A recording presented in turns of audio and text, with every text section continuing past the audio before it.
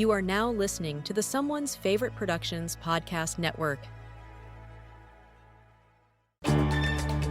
What happens when the brain trust of Antenna Releasing and Deaf Crocodile join forces to create a space catering to the most ardent physical media-focused cinephiles? Adventures in Analog. That's what. A brand new physical media fulfillment center, video storefront, and microcinema located in Lee Summit, Missouri, just outside of Kansas City in the Kansas City metro area. The back room of the facilities will consist of a fulfillment center for all Deaf Crocodile and Antenna Releasing titles and merchandise. The front will consist of a physical media lover's dream. Discs galore, merchandise, film ephemera, and a microcinema where we'll be showing some of the coolest titles from Antenna Releasing, Deaf Crocodile, TerraVision, New Wave Video, and more. It's your one-stop shop for celebrating your love of film with folks who get it. If you are looking to help support, the time for that is now. We are currently running a Kickstarter campaign until the end of August to raise startup costs to make the space amazing. We have perks on our campaign that you can choose from that will be able to get you one-of-a-kind items like autographed original pieces of art, your name emblazoned on a wall, your ability to name a chair in the microcinema, and so much more. Check out the perks today and donate if you're able.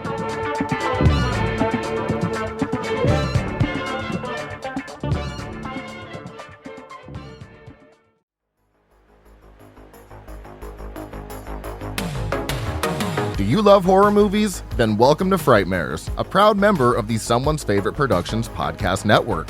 I'm your host, Austin, and every week myself and a co-host will dive into the world of horror, from legendary classics to hidden deep cuts you might have missed. We kick things off with the latest horror watches, break down the IMDb stats, and take you through a full in-depth review of the movie. Expect behind-the-scenes fun facts, ridiculous audience reviews, and plenty of laughs along the way. New episodes drop every Wednesday at 6 a.m., so join us on our exploration of the genre one movie at a time, and always remember to stay spooky. This is Frightmares.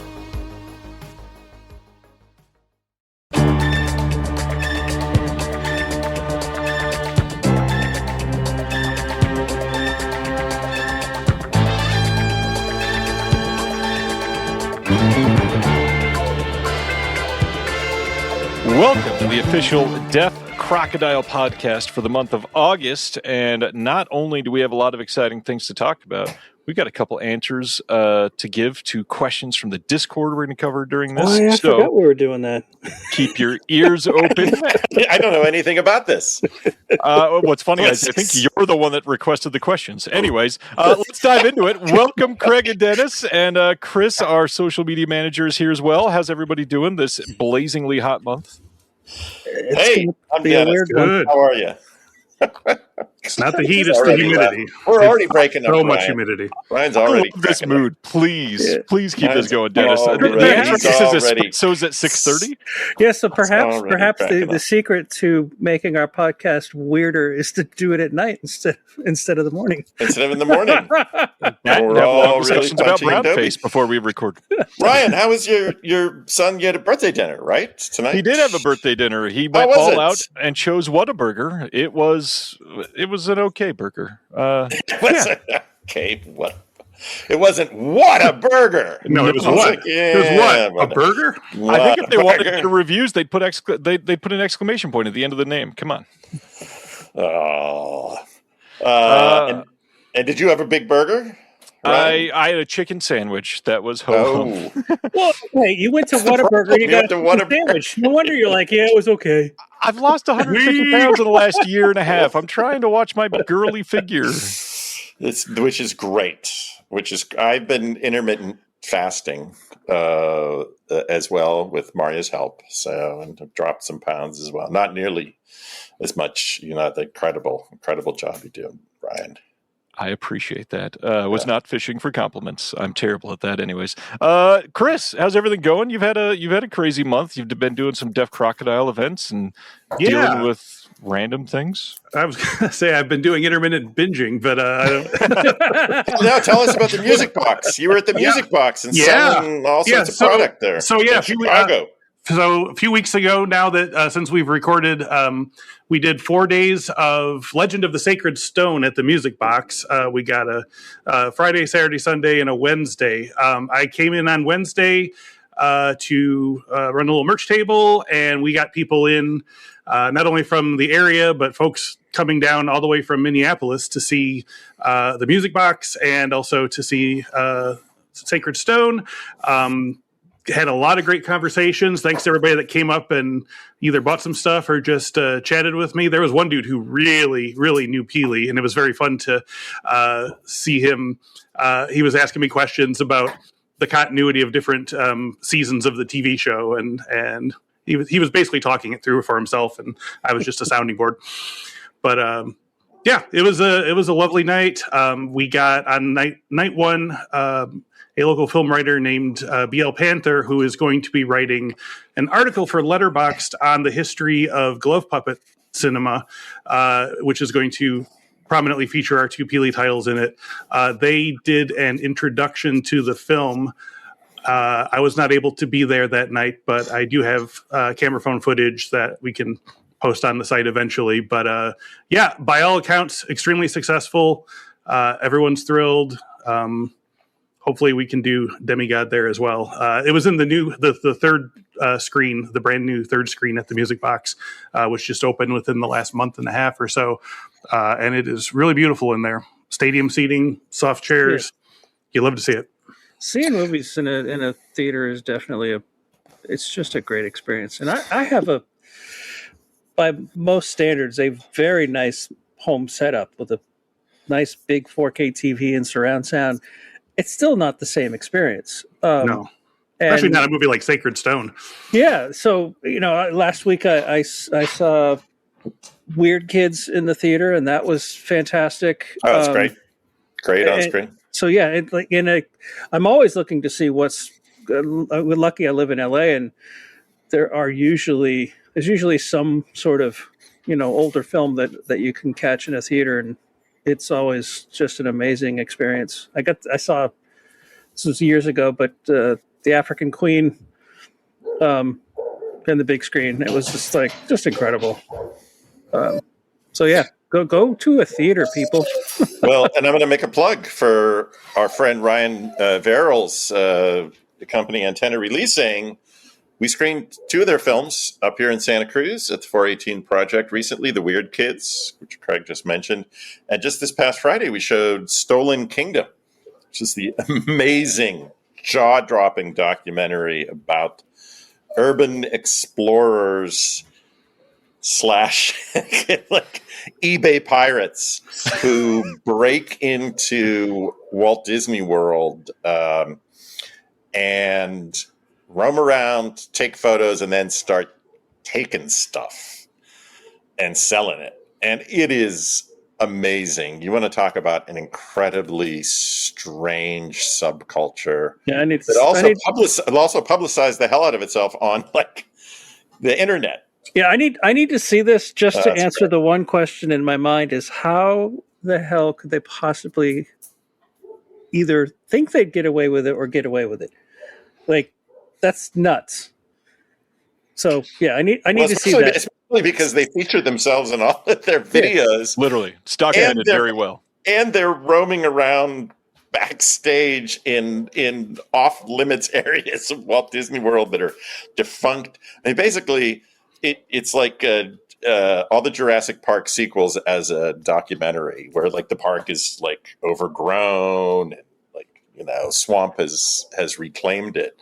So that actually happens at Walt Disney World. It's pretty much what Stolen Kingdom is about. It's really fascinating. So if you have a chance, highly recommend both Stolen Kingdom and The Weird Kids. They're both great. Weird Kids was a blast. I mean, King of the Hill plus I don't know, it's not as popular, but there was another animated series called Big Mouth, which is about teens in raging hormones. With kind of the heart of King of the Hill, and then all set in a weird 80s world with monsters, and it was really great. If you're a fan of Tremors, it's got some Tremors in there too. Yeah, big monsters out in the desert. Yeah, it's a good one. It was a lot of fun. It exceeded expectations, and I've the few days since it's gone by since I saw it, I've just been growing on me on how much I liked it. Yeah. Well, Stolen Kingdom on disc in early 2027, and the Weird Kids on disc in summer of 2027, I believe. You've heard that here Oh, first? that's great. I actually can't wait. I'm gonna buy them both. Amazing. Yeah. Spinning things back around to screenings again. By the time this drops, this will have happened yesterday. But right now, we're living in the past towards the future. I don't know if there's like a Blue Perfect or something that I say we shall have had been or something like that. But right now, we're working on getting people to come out to the Museum of Surgical Science in Chicago because we're going to be showing on August 20th, or we'll have shown on August 20th, The Unknown Man of Shandigor, which, of course, Deaf Crocodile's first release and still just one of the absolute... Get your tickets last week. Yes, exactly. If you haven't seen pictures of it, the Museum of Surgical Science is exactly what it sounds like. It is a giant mansion that has been turned into a museum dedicated to artifacts of the surgical arts, including an entire cabinet full of trepanned skulls with drill holes in the head. There are strange Cronenbergian surgical tools. There's a room full of painted murals of some really gnarly looking surgeries, and the room where the screening will have had already happened is in a room called the Hall of Immortals. So it's a marble floor, and it's ringed by something like 8 or 10, probably 10-foot tall statues of the so-called innovators of modern surgical methods, including Joseph Lister, where we get the name Listerine from, the father of antimicrobial surgery. So if you want to come in there with some real dirty hands and let him sort of judge you while you're watching Serge Gainsbourg and his black leather gloved hands, it will have had been fun for the whole family. Well, we have to give credit, though, to the person who's organized these amazing screenings, Stephanie Stack, who is a great friend of ours. And has actually been a supporter of Deaf Crocodile for one of our upcoming releases in 2027 that we can't talk about, or Craig will throw something at me through the StreamYard. But it's a really amazing movie that we're going to be restoring. But it would delight the Discord people. Oh my God, they'd be so excited. So we're going to be working with Stephanie on that project for 2027. But she's been doing a bunch of amazing screenings. She's a huge fan of Giallo movies, as we all are. And she's been screening a bunch of those in the Chicago area, and recently has been doing some amazing screenings at the museum. I think she showed Dead Ringers there. Is that right? Yeah, Shandigor is the third part of a trilogy of films that she's calling Scalpel Summer. So she showed Dead Ringers there in June, I believe, and then in July showed Dr. Jekyll and Sister Hyde, the Hammer film, speaking of Hammer again. And then it's concluding with Unknown Man of Shandigor here on what will have been August 20th. But I think she might have just announced that she's doing Creature from the Black Lagoon. Yeah, I just saw that email. Working on that. Museum, is that right? I think so. Thank you, coming up. So if you are in the Chicago area, I'm hoping we can. And that you go out and catch some of Stephanie Sack's amazing screenings. I'll tell you, Chicago with Will Morris programming at the Music Box, and there's fantastic stuff. The Siskel Center, Facets, like great programming going on in Chicago these days. I hope all of you Chicagoans are looking forward to have had enjoyed that screening last night. Did I? And I will get to and I will pat you on your shoulder and thank you for being about to have already been there yesterday, just like you said you were going to. Yeah. And I'm jealous of you in the past that you got to see Shandigor on a big screen, and I never surrounded by the innovators of surgical science. That's what a sentence, by the way. Shandigor is still. I mean, I know it was our first release. It's still like hard to top 5 of our releases for me. Love. I love it so much. Shandigor. Very excited that it's because it's been out of stock for a while, and we've put an order in. New discs are getting made. New and a new O card.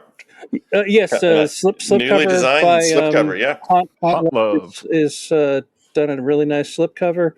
It's now like our releases. It's got the nice Scanavo case. We redesigned the wrap so the back is easy to read. So when you're looking for a movie that's a certain length, you're not getting out the magnifying glass looking to find the runtime on the back. It's right there, nice, big and bold.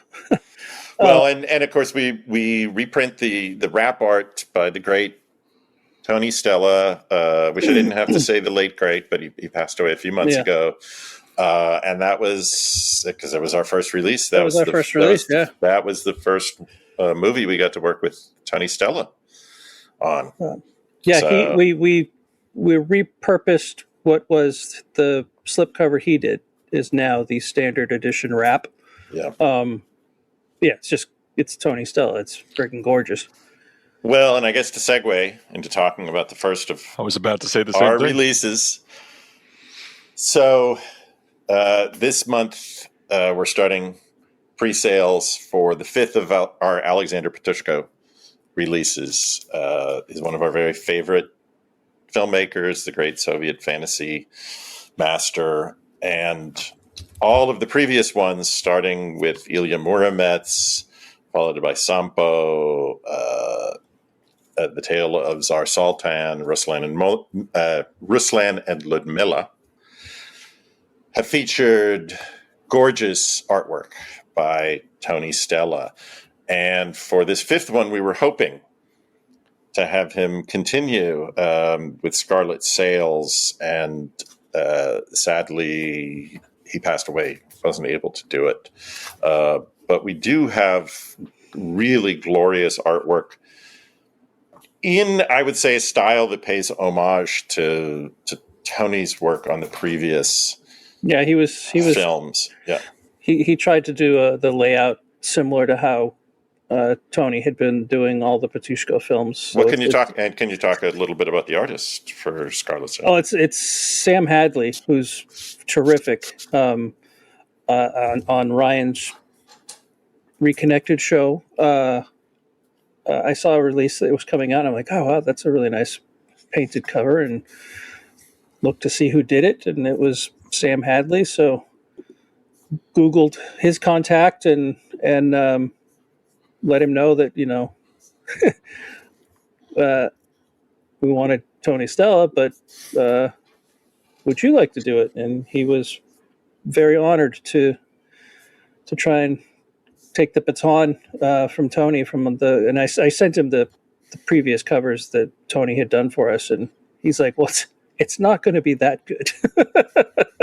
But I think he did a terrific job. It's really beautiful. And he did intentionally, like, it's not the painting style is different, but the design, the layout of the painting stays true to the four previous Tony Stella paintings for those Petrushko films. So to talk a little bit about Scarlet Sales, I think it's one of Petrushko's most purely emotional and poetic films. It is really a heart-tugging movie, and I kind of defy anyone to make it through to the very end of the film with dry eyes. It's one of those films that builds kind of inexorably to this climax, and when it happens, it is so sort of emotionally satisfying and overwhelming at the same time that really kind of leaves you bawling. It was based on a novel by Alexander Grin, who was a very popular Russian writer, and it's an unusual film in Petrushko's catalog, because it doesn't have the spectacular, fantastical, and surreal visual effects that you associate with him, kind of going back to, the Stone Flower, Sadko, Ilya Muromets, Sampo. Yeah, they're less in the realm of fantasy, but the visual effects are still pretty damn stunning. It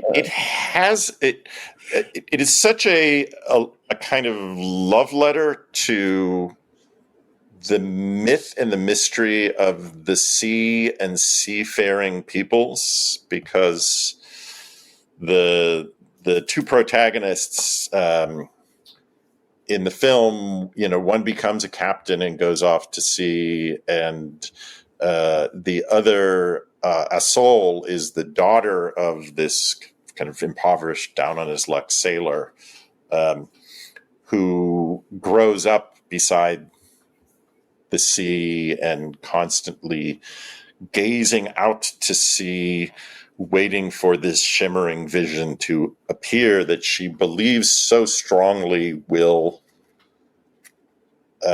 completely transform her life.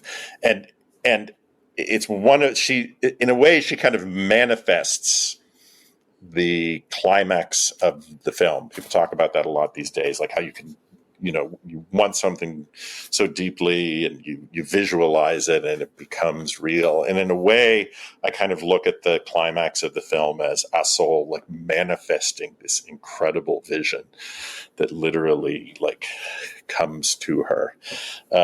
It's a really beautiful and like profoundly moving and satisfying film. It was his follow-up to Sampo, which was released here kind of heavily edited as The Day the Earth Froze. And Sampo and Scarlet Sails, I think, are kind of companion pieces. They were both shot by the same two cinematographers, Viktor Yakushev and Gennady Sekevich. I probably am mispronouncing that, but they were geniuses. And both films, Sampo and Scarlet Sails, are visually astonishing, really ravishing. And both movies, Sampo, if you've seen it before, has all these incredible sequences of the sea and waves and Lemminkainen, the hero who's sailing across the storm-tossed oceans, and Scarlet Sails has very similar imagery of these, enormous stormy waves crashing to sea crashing on the shore. It's a really stunningly beautiful film. The two leads are gorgeous. Anastasia Vertinskaya, who was in Sergei Bondarchev's epic War and Peace, and a wonderful Soviet sci-fi fantasy called The Amphibian Man, and Vasily Lanovoy, also in War and Peace. Pretty much everybody who was an actor in the Soviet Union in the mid-'60s and wound up in War and Peace. And he's also in the wonderful Soviet version of Anna Karenina, of which actually, in fact, there are several great versions. But and they are the two young leads, and they're kind of impossibly kind of beautiful and luminous. It's just a wonderful, wonderful film. It has the feeling of kind of like reading an old fairy tale by flickering candlelight. And a lot of the film, the cinematography almost feels like a Caravaggio painting. It's got that kind of chiaroscuro. Am I pronouncing that correctly, Chris? Chiaroscuro Sure. lighting that Caravaggio is so associated with as a painter. So I love it. Great film. Just to kind of jump on the bonus features, there's a really great conversation between Tim Lucas and Steve Bissette talking about the film. And one of the things that's kind of amazing to me that came out of that conversation is learning that there is a Scarlet Sails Festival in St. Petersburg every summer, which is apparently huge. Like, I've seen pictures and videos online. They have this giant ship with bright red sails coming into the harbor with fireworks, and people plan summer vacations around going to see this, which is kind of amazing. We don't have that for our movies.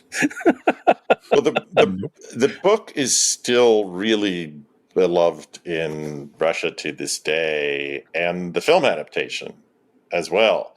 That would be amazing. I have to say, I would love to go to the Scarlet Sails Festival.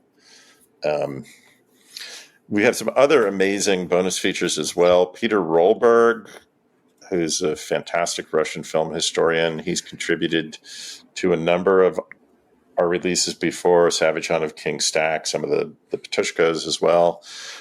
Contributes a great essay, and Walter Chaw, who always knocks it out of the park. I have to say, Walter has been sending us, because he writes for every one of our releases. He's the only essayist who contributes to everything we do. And so every month we get to read 2 astonishing pieces of writing from Walter, and they're just phenomenal. I just love Walter's work. Yeah, I don't know how he can, or I mean, and this isn't exclusive to Walter. There's lots of amazing writers out there in the world, but like how you could just crank out, like he's doing 2 a month for us, and he writes for other people and does lots of other writing. And like every time I read one, I'm like, God damn, like how do you do this? Well, if you haven't read his review of The Odyssey yet on his own Film Freak Central website, it's dynamite. I didn't realize how deeply read Walter was in the classics, and how many times he's read The Odyssey, and how deeply invested he is in The Odyssey as a story. And it reads like an epic unto itself. I was like, all right, I'm going tomorrow. Yeah, I'm going to have to go find that review. Because it's his writing is just every time I'm just like.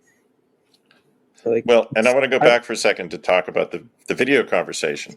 Oh, it's terrific. Steve Bissett should be a familiar name to fans of Deaf Crocodile, because he's contributed to a number of our releases, including, first and foremost, the Patushka releases, the Deaf Fairy Tale set that we put out a couple months ago. But this is the first time we've had my great friend Tim Lucas contribute directly to one of our releases, I believe. Is that right, Craig?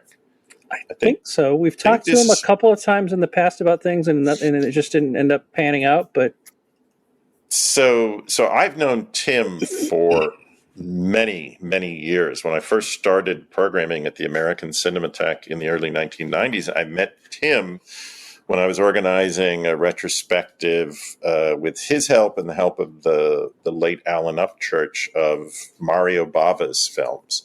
And Tim is pretty much widely renowned as the world's expert on the films of Mario Bava.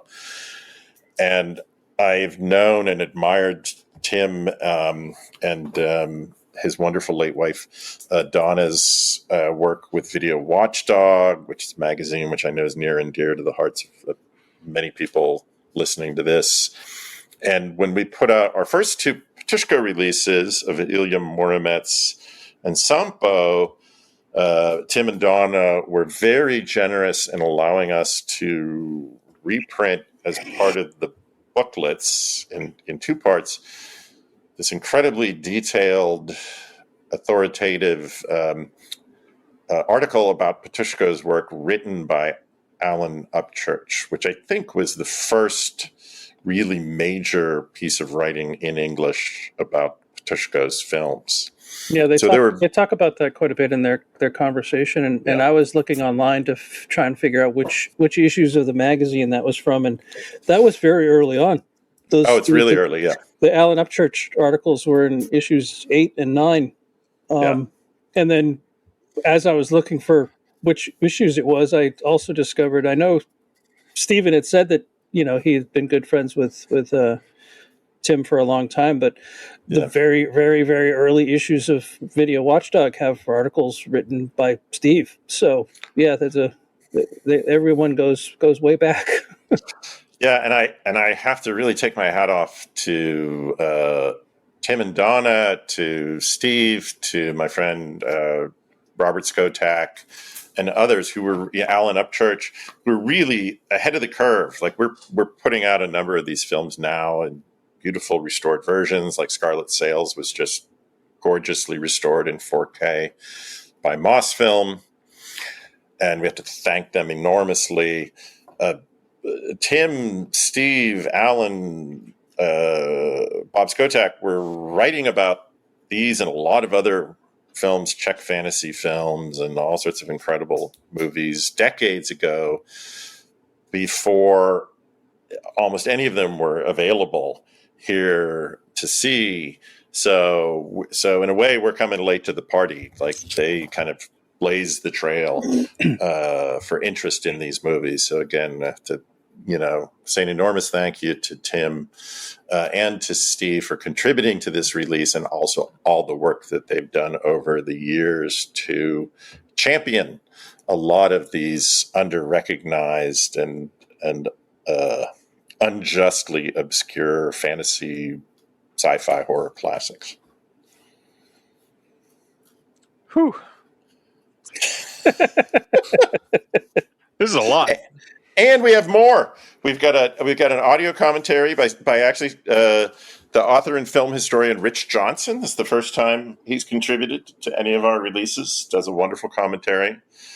We have another fantastic visual essay by our great friend, film historian Celeste de la Cabra, who has been contributing some fantastic essays to some of our recent releases, with more to come in the very near future.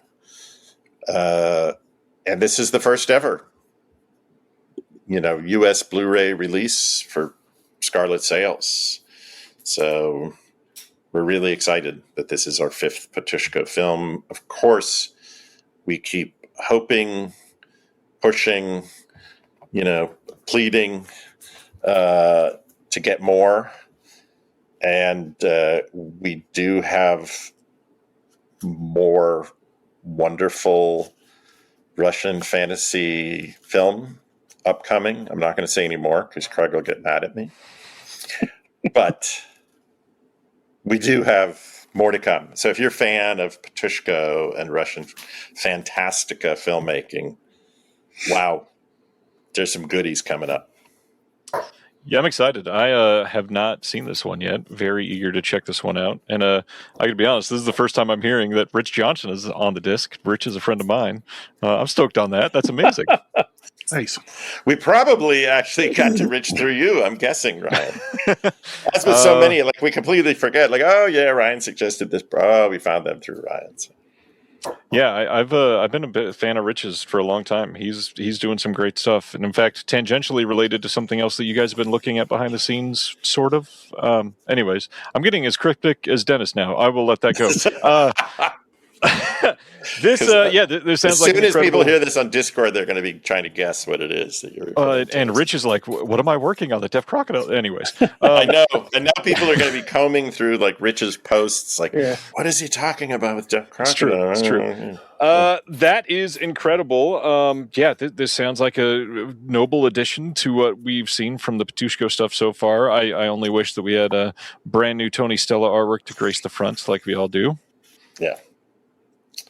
But on the bright side, we were able to bring a dash of brand new animation to the world to complete a film that we get to talk about with Patushko. And we've been talking about this seemingly for the last 7 months publicly, but 2 years behind the scenes. Dennis, share the story about one Roy Dell'Espacio. Roy Dell'Espacio, a.k.a. Roy from Space, was only the 3rd full-length animated feature ever produced in Mexico.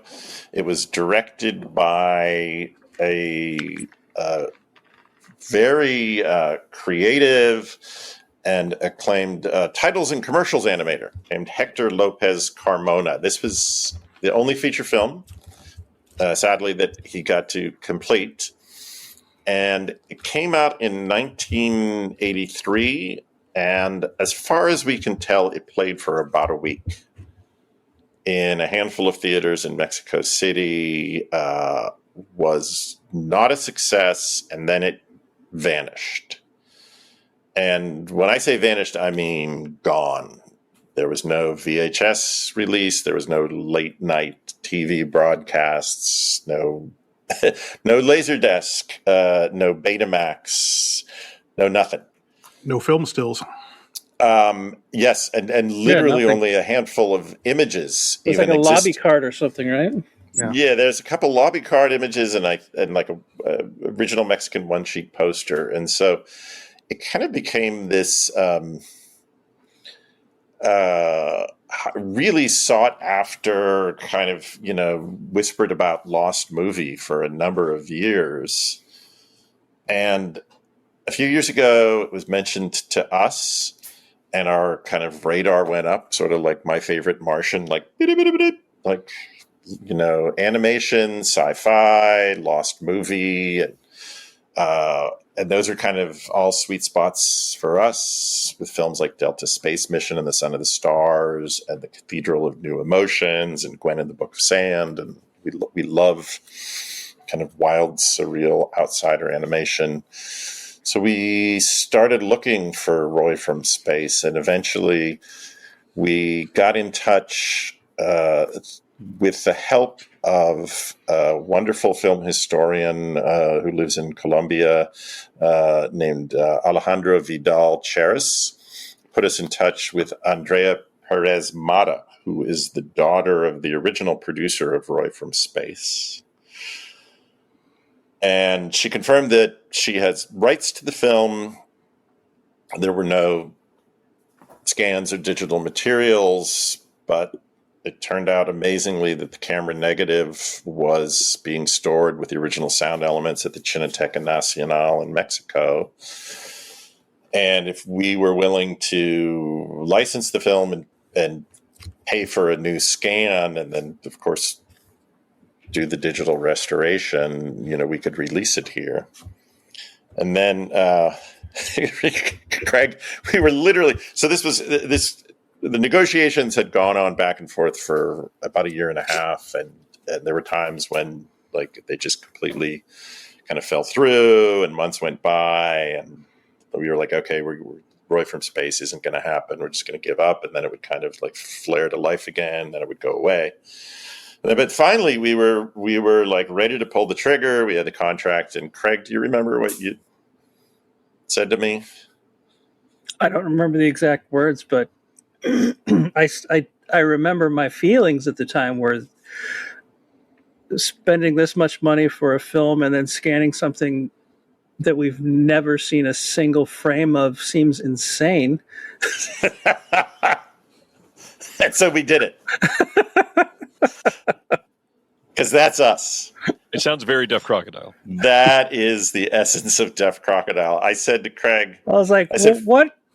We don't like. Yeah, we knew literally nothing. And you made perfect sense. You were like, what if this film is so awful? That was the type of voice of reason that we never listened to. Yes, you never listened to that little voice of reason. The little angel that's sitting on your shoulder in the movie. Yeah, you always listen to the devil. Flick him off. Flip him off, and you listen to the devil with the pitchfork. I said, well, first of all, it's called Roy from Space, and we have to release it because it's called Roy from Space. That's one of the greatest titles. And second, I said more to the point. If we don't do it, it stays lost. No one else is going to be insane enough to track this down, pay to scan it, put all the hard work and the money into restoring it. So I said, if we pass on it, it stays lost. And fortunately. Well, Insanity won the day. Insanity won the day. Technically, it doesn't stay lost; it stays undistributed. We'd be like, it's in that vault right there. That's true. Except there literally was no way to see it. So, for all intents and purposes, it was a quote unquote lost or completely unavailable. It is kind of wild that the only thing left was the original camera negative and sound, but no print. Usually if there's only one element left, it's some crappy print from somewhere, there were no crappy prints, just the original negative. Oh, no. Well, and I really encourage everyone to watch the video interviews that I did a while back with Andrea Perez Mata and Ulises Perez Mata. They are the children of the producer of the film, Ulises Perez Aguirre, and Andrea actually worked when she was a teenager as an animator briefly on the film. They're joined by their cousin Alejandro Mata. And then separately, we did a video and interview with Hector Ricardo Lopez Reyes, who was the grandson of the director of the film, Hector Lopez Carmona. And there's really wonderful anecdotes about the making of the film. And in particular, Hector Ricardo Lopez Reyes talks about how the failure of the film really broke his grandfather's heart. And he thinks contributed to his death just a few years later, which is really, and that is, so sad that he had put so much of himself into this movie, and when it failed, it literally broke his heart. And conversely, it's wonderful that we're able to restore this film, that we can share it with the families and with a much wider audience that'll be able to appreciate his creativity. It was a very extended production. I think it lasted 3 years. They wound up using a bunch of non-professional animators. There were stories that they literally had kind of like gotten high school students, after school was out, and were kind of teaching them to animate. And it's one of the things I actually love about the film is the visual style is incredibly fluid, and it's constantly morphing. Like, you'll be watching a character speak and their face literally starts to kind of melt and fold like some kind of crazy Einsteinian like space-time equation collapsing in on itself. Yeah, think bubble bath, but sort of with a more of a stripped down aesthetic. It's like everyone's constantly transmogrifying. And the characters will apparently be walking or running down a hallway, and yet they don't seem connected to the space around them. Perspective is difficult. Yeah, when you watch this, you realize just like what an art it is to animate someone's foot touching a metal floor. Yeah, because it doesn't touch the metal floor and roll from space or the walls or anything. There was one scene where somebody's walking up some steps, and it kind of trips your brain out because I see their legs moving, and it looks like they're moving forward, and I hear the footsteps, but they're not moving up the stairs. Like, but somehow by the end they do get to the top of the stairs. It's like an MC Escher, like the weird staircase that doesn't work, but they do eventually get to the top of the stairs. It's so disorienting, and in that, I think it shares a lot of visual qualities with Kalin Kazan's and Murchatoya's Delta Space Mission and The Son of the Stars, the wonderful, also 1980s era Romanian animated sci-fi films that we put out a couple of years ago and dearly, dearly love.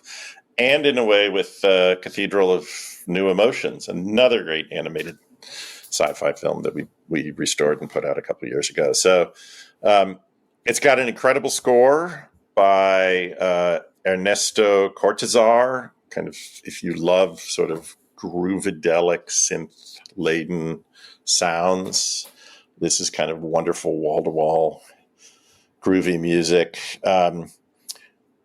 But there was a big problem when we finally saw the scan of the film. I mean, we were really delighted and enthralled by the animation itself and the characters and the overall vibe. But there was a big problem, which we kind of caught right away. Craig, what was the big problem? You knew exactly where it was from, but there's like 5 minutes of live action sci-fi movie cut into it, which we've been pondering, why with possibly like maybe that was slugged in and they were going to animate that stuff later. But looking at the original trailer, they used a ton of it in the trailer. So I don't think it was slug. I think they just intended to release it with a Japanese sci-fi movie cut into it. So it's 4.5 minutes of footage from Kinji Fukasaku's Message from Space, which stars Vic Morrow and Sonny Chiba. It's really wonderful, deranged, kind of a crazy attempt to, I guess, cash in on the Star Wars sci-fi bonanza in the mid-late 70s, but it's so bizarre in its own right. There's one or two shots where they had created like an animation cell, almost like a border around the frame, and then the live action plays behind that. So it seems like it was very intentional. But we have the original camera negative, and what they cut in, it looks like it's like a 10 generations old. Like it was rough. So there were all sorts of reasons to that, to not want to release it that way. The most important being it would be completely illegal. Yeah, I mean, we asked the producer's daughter. She had absolutely no knowledge. She's like, I haven't seen the film since 1983, so she had no memory that it contained footage for a Message from Space. There's no credit for Toei or Kinji or anyone involved. So, I think clearly they had just found a print of Message from Space, cut it up, kind of slugged it in to make the film probably look more impressive. With they only used like action scenes, like the action scenes and explosions and space dogfights, and that's the only footage they used. It's interesting though, because they also have some stock footage that they used, that they cut in, which we've left in because it was stock footage of from probably NASA launches and stuff. Right. So yeah, they were trying to do some sort of animation live action hybrid thing, but yeah, we can't release illegally slugged in Toei footage. To be fair, it is impressive for other reasons, like just that you would go through this process and have the balls to be like, yeah, here it is. Well, I mean, they obviously didn't like think this through though, because it's sad that it was a huge failure when it came out. Yeah. But had it been a huge hit, they would have been in so much trouble. Yep. Yeah. Well, you have to remember this is also a kind of just, I guess, 83? When did VHS tapes come in? Got to be right around there, eh? Yeah. Probably early 80s is kind of the dawn of the home video era. At least on the home video side. Yeah, I think VHS was like 76, 77, something like that. Oh, okay. All right. So it was a couple of years. But I'm guessing that they didn't have any thought that this was, and they maybe knew that, that it was not destined to be a huge hit. And so I'm guessing that maybe they were like, okay, we got to finish it. We got to get it into the theater. But even if it were a modest hit, they probably would have, put out a VHS tape of it. But yeah, at that point, somebody from Toei is going to get word. Right. Notoriously not a very litigious company, Toei. No. I say sarcastically.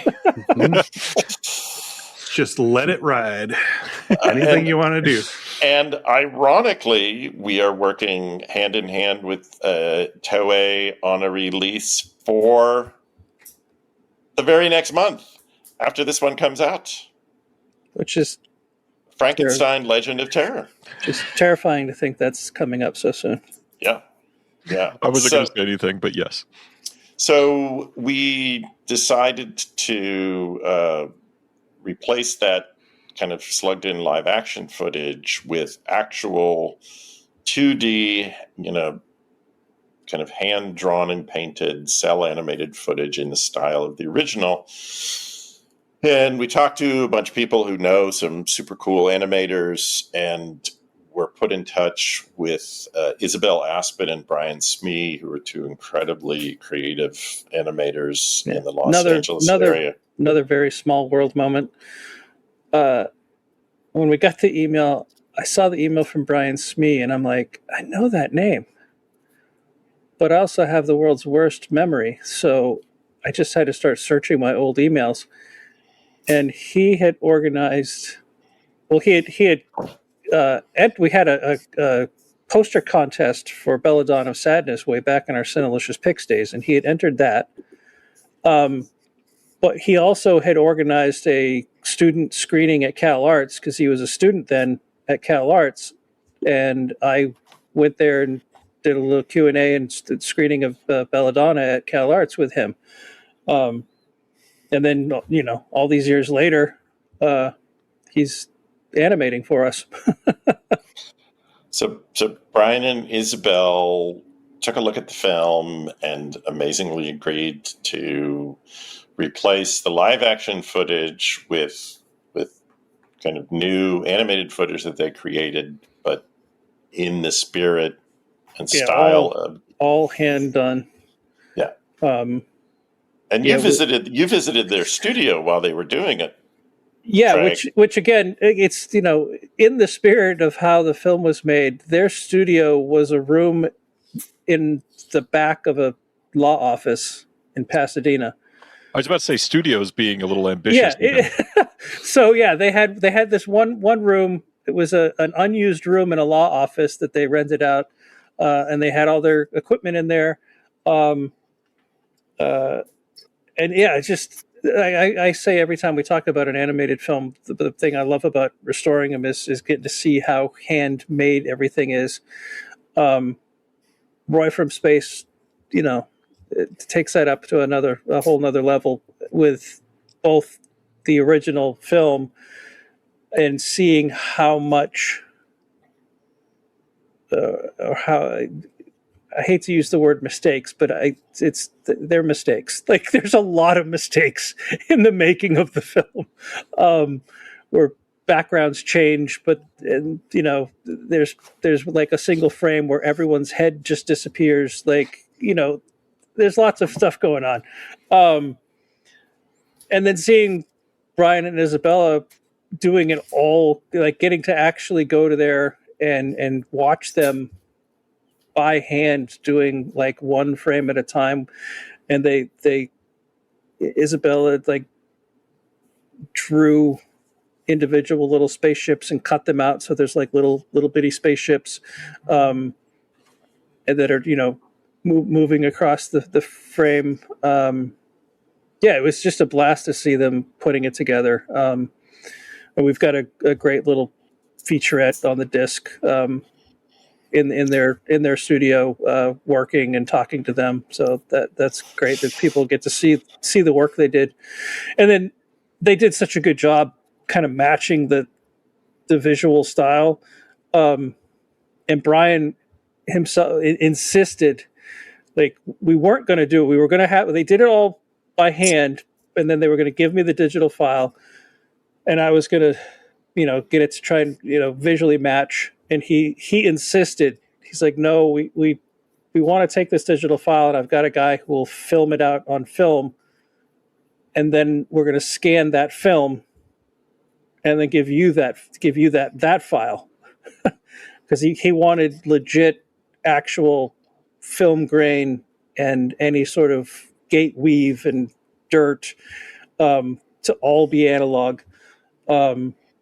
So, and now that the whole film's been color cut timed, you'd be hard pressed to know what was in the original film and what they did. They did an amazing job. I know. I saw the cut of the trailer, and I was like, "Wait, is that?" I honestly can't remember either. I can't remember either. I watched that original 5 was- or 6 times in a row before I realized that there were pieces of new animation in it. Yeah, it was unbelievable. I know Yeah, they did such a great job of matching the Well, vibe of the original. It also is not exact. I mean, it's in the spirit of the original. I know, occasional naysayer online says, "Oh, you're, tampering with the original vision." Like a lot of that stuff was rotoscoped from old Flash Gordon serials. Oh yeah, like that's the heart and soul of this is taking It's archetypal. outright Space it's opera, outright thievery from Flash Right. Gordon, right? but kind of transmutating it into something really kind of weird and otherworldly and really I'm not. wonderful. I don't quite understand the I mean, there's not a lot of people, but there's a it's always the vocal minority that are like upset that we replaced the live action footage, and I'm like, which part of illegal and we can't release is confusing to you? Yeah. Also, I've seen the, we have a raw scan of the original with the stuff in it, and you watch, you're like, yep, that looks like shit. So it's Well, the problem is it really takes you out of it, doesn't it? It really it does. It really pulls you out of the film. I can't imagine that it was planned. I mean, Hector Lopez Carmona isn't here, but I'm going to guess that he did not plan from the very beginning that they were going to slug 4.5 minutes of footage from Message from Space into his dream project. Yeah, it could have he just worked on. ran out of time and needed to do something. Yeah, I think they ran out of time, money, everything, for like, we got to just put something in there. I say we just tell everybody the original version is hidden on the disc and you have to find it. That's a great idea. Yeah. It It only shows up if you buy 5 copies of the disc and then put each one in the player sequentially. And the 5th one, it unlocks a secret code. You can do it. Well, there is that really bizarre kind of bastardized version of Mamoru Oshii's Angel's Egg, where they took the footage and kind of cut it in with live action footage. And I don't think there's anyone out there who kind of prefers that to the original kind of really beautiful version of Angel's Egg. And so I'm hoping that this is actually closer to what Hector Lopez Carmona would have wanted to see the film in its finished version, just all 2D animation all the way through. And we also have to enormous thank you to all the Kickstarter supporters. Yeah, because this project wound up being so extensive, and we normally would never alter an original film. In this case, we don't even like dubs. Yeah, we weren't going to be able to release it. I was actually really close friends with Kinji Fukasaku, who directed Message from Space. I'm fairly 100,000% positive that Kinji had no idea that footage from his movie was cut up and used in a Mexican animated film called Roy from Space. So this is one of those kind of rare instances where, like, we had to step in, like, okay, we need to release this film. People need to see how cool it is. But to do so, we're going to have to replace this bootleg footage with actual animated footage, which does actually makes the film flow much better. Yeah, it does. It's much more coherent, and it is just an better. Experience. Yeah, it's just a better watch with all 2D animation in that incredibly weird, primitive, like outsider art style. So, and there's, like I said, there's still some stock footage in there.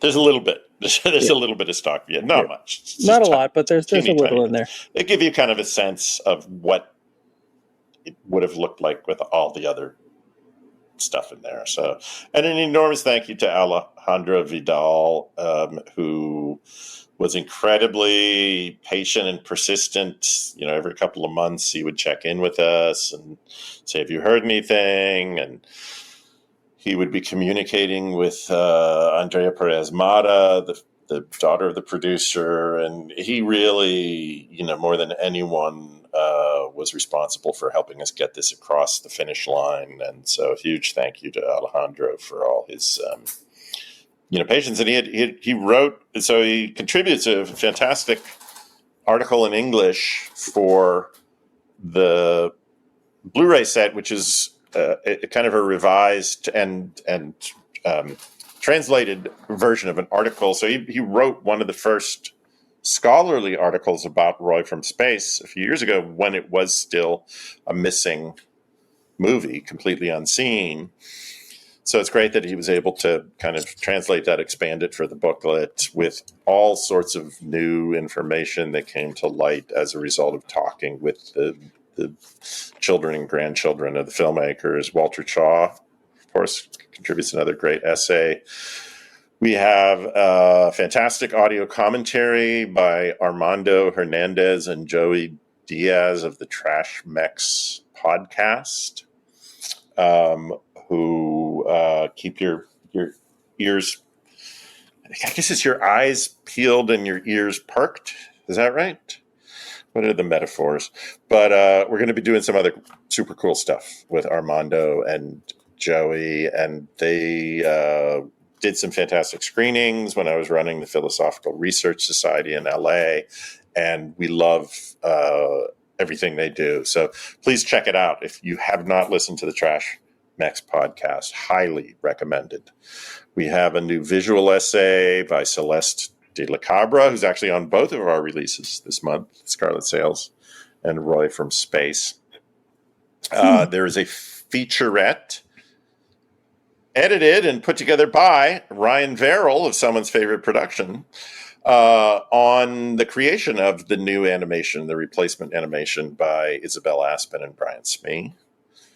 And as I said, we have the 2 lengthy interviews with the children and grandchildren of the filmmakers, talking about this very, very strange and long lost film that they had worked on or heard about many, many years ago, that is now finally gonna come to light. And as far as I know, I don't think it ever screened outside of Mexico, so I think this is the very first time that it will be released outside of Mexico.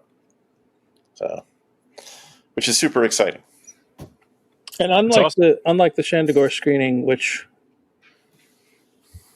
will have been amazing. Already happened 9 days from now. Yeah, that's right. We're living in the future. Yeah, there's a exciting festival screening of Roy that is happening in the future, but we don't know when. So why don't we just say it, and if it's not revealed by the release date, I'll cut it out. Wow. That's true. You have the X-Acto knife. You can splice out things that, or you can just put a Aruga sound over what we say. Wait, we didn't. Oh, jeez. Not a beep, an old timey car horn. Yeah. You said arugula, and I went, wait, we're not supposed to be eating arugula right now. We buried the lead. We didn't even talk about the artwork for the disc. So we have actually 3 different covers. Craig, can you talk about the 3 different covers? Well, because we'd had the Kickstarter, and one of the primary rewards in that Kickstarter was a Kickstarter exclusive slipcover done by Haley Buck, who has been doing all of our Treasures of Soviet Animation slipbox covers. She knocked it out of the park. It's stunning. But if you didn't support the Kickstarter, you don't get one. Sorry. And Haley's coming back December. Treasures of Soviet Animation Volume 4, Adventures of Mowgli.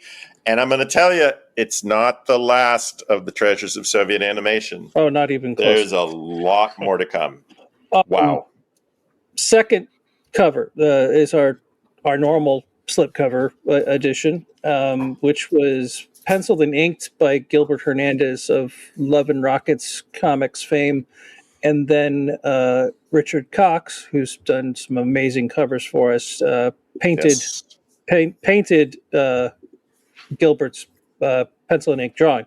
So that's the slipcover edition that will be available to everyone when the pre-sales start. And then, of course, the standard edition.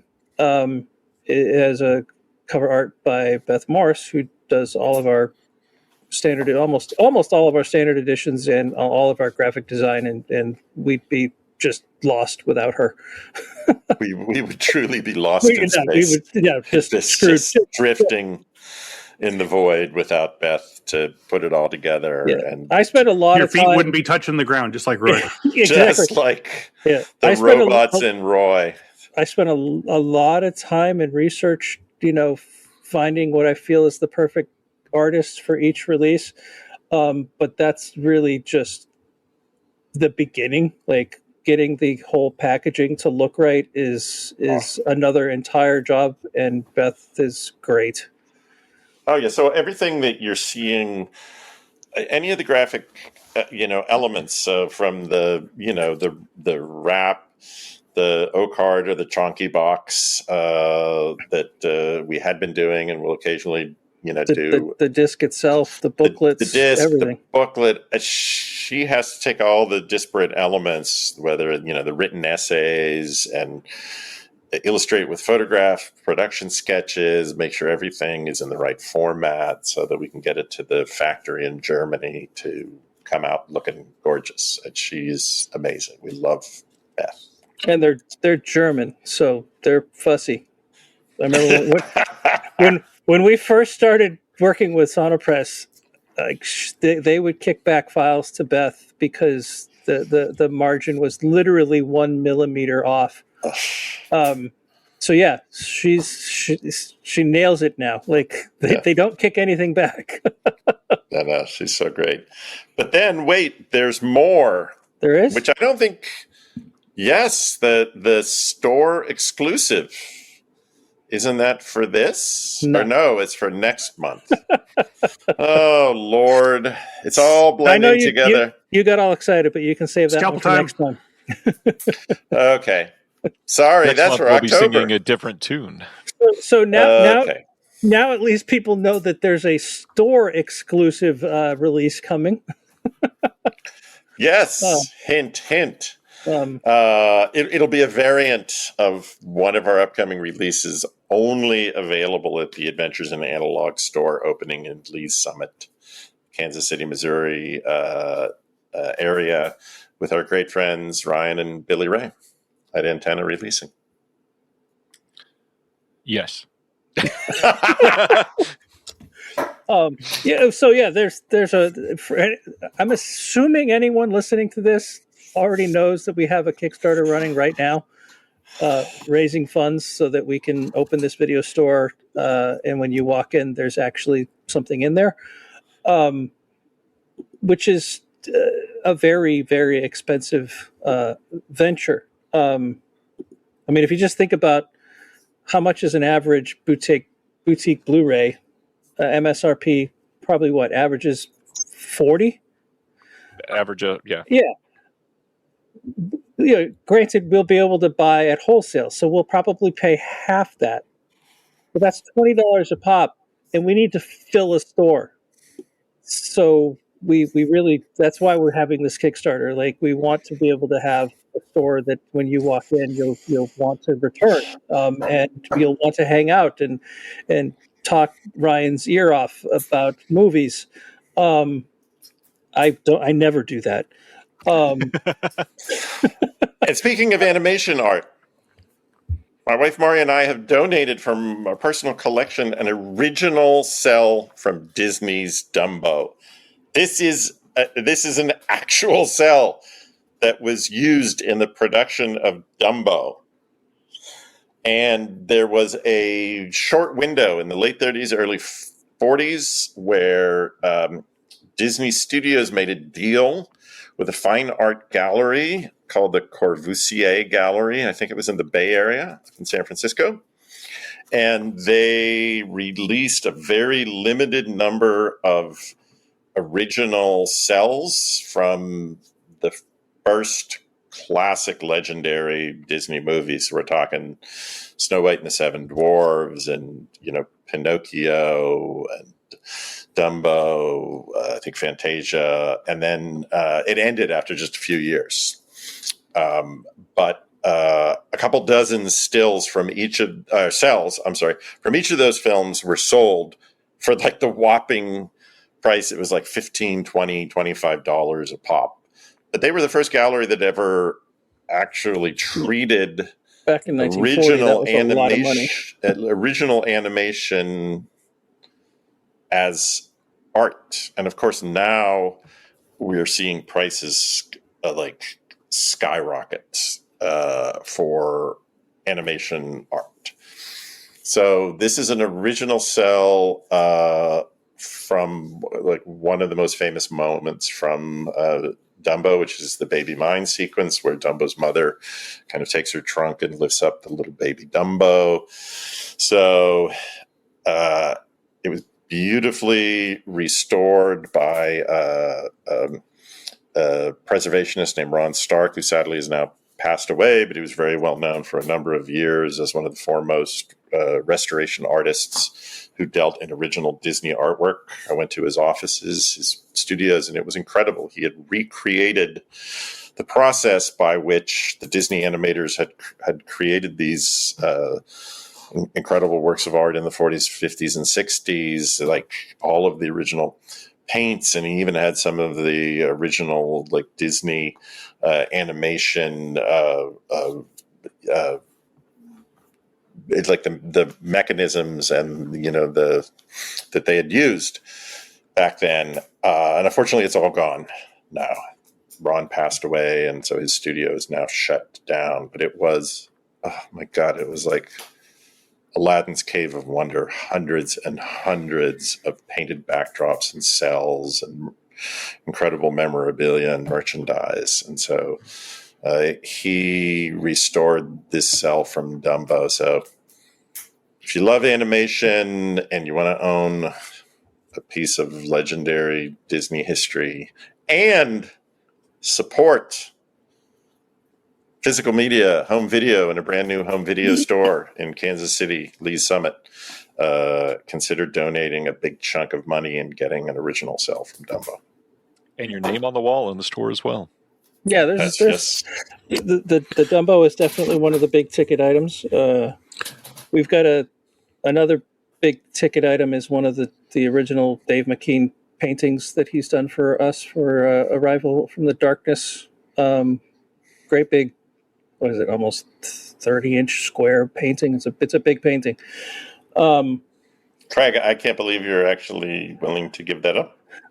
I don't want to, but I want to have a store with something in it. So yeah, you love Dave McKean's art so much. It's one of those things where it's like, I would really love for someone to pick this up, and we can put the money towards the store. If it doesn't happen, I'm not going to cry because I'm quite happy with it on my wall. But it's also like we had mentioned when we launched the campaign, a lot of the items are priced more like an NPR or PBS fundraiser, where it's like, you give us $50 and, we'll give you a pair of socks. You're not paying $50 for a pair of socks. You're donating $50 to something worthy, and they're giving you a thank you. So right. A lot of our items are priced that way. The Dave McKean painting, however, is actually a kind of a deal. It's underpriced, yeah. We got it listed at $7,500. I just recently looked at auction listings for Dave's paintings, and two similar paintings. One went for over $8,000, the other for over $13,000.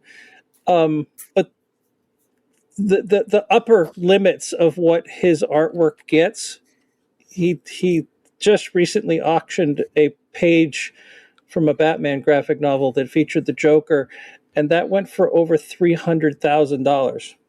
So Dave McKean art is not easy to come by, and it's not cheap. Yeah. So a very large painting of a published work from Dave McKean for $7,500 is a bargain. I know it's a lot of money, but if anyone out there is listening, it's a deal. Well, and the same thing, there are incredibly limited number of original Dumbo animated cells out there, and the price for classic animation art is only going to go up. It's not going to go down. So it's only going to get more expensive as the years go by. And in fact, I've been reading a couple articles recently about how crazy the prices are now becoming for original animation cells. So, but there are actually a lot of much more lower priced items that we have as gifts. We've put a bunch of new T-shirt designs, some really fun mugs. We've got an upcoming release of Adifa Studios anti-fascist films, and anyone that follows us knows that we like to have variants of our Romero logo. This is one of my favorites. So we had Brian conjure up a new one for that set, and he's got Romero knocking Hitler on his ass. So we got it's because it's our podcast. We can say fuck Nazis. Yeah. So there's a T-shirt we fucking hate Nazis. A nice, great big graphic of the logo variant, and it says it's censored, but it says "fuck Nazis" under it. If you don't want to wear a T-shirt that says "fuck Nazis," we have another one that says Deaf Crocodile, like our logo with the variant logo in the middle. We've got, I put a mug Funnily, up. we had one person in the comments ask if we could do a variant that actually said "fuck Nazis" without the censorship on it. Yep. I'm just not sure that the place that prints them would allow us to. Also a mug, like I've got the Deaf Crocodile mug, the big 20 ouncer, which I absolutely love. And so we made one of those again with the Romero slugging Hitler on one side of the mug, and the other side of the mug says, "Have you punched a Nazi today?" So it's a great way to start your morning. Is 20 ounces of caffeine and punching Nazis. Like a good day is going to happen if that's how you start it. Well, and our working title for the box set was kind of the "fuck Nazis." It was kind of how we referred to it for a long time. And then were like, if you look at on my computer, the folder that everything is in still just says "fuck Nazis." Just says "fuck Nazis." And then we realized, okay, this could present some problems, like trying to get it listed for Amazon and Barnes and Noble. And we want people to watch these films because they're really incredibly devastating, hard-hitting, and very prescient movies that should be watched today, because fascism, Nazism, all this bullshit is running rampant around the world, and especially here in the US of A. So it's a really important message, even though we've got a cartoon crocodile kicking the shit out of a cartoon Adolf Hitler. It's hard to see. The people who are out there today are not cartoons. They may be cartoonish and ludicrous, insane people, but they're not cartoons, and they're doing terrible things. And so it's worth remembering a time and the devastating results of allowing those kind of people to come to power in Germany in the 1930s and 1940s, which is what the Adifa films, the anti-fascism films, are all about. And were made by people who absolutely knew from what they were talking about. Yeah, everyone involved with. Yeah, these are German films made, just a few years after the war, like. And everybody, like all of the directors, actors, people who survived the camps, had family. We'll talk about it in more depth, but yeah. People. One of the films, based on a novel by a man who had survived, I think, from 1937 to 45 in the camps, which is inconceivable. I think he was in the camps for 7 or 8 years and managed to survive, and then later wrote about it.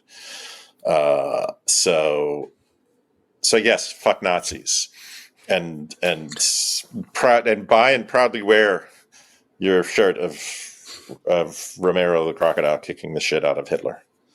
So the graphic is great. It's hard to see in this small image on the screen, but like he's literally knocking his teeth out, like teeth are flying, and it's great.